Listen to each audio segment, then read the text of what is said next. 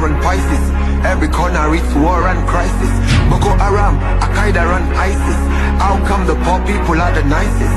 Africa blessed with a lot of beautiful history, but the people make you feel like everything's a mystery. They make we live lives in a jittery. We pray to God Father to give us victory.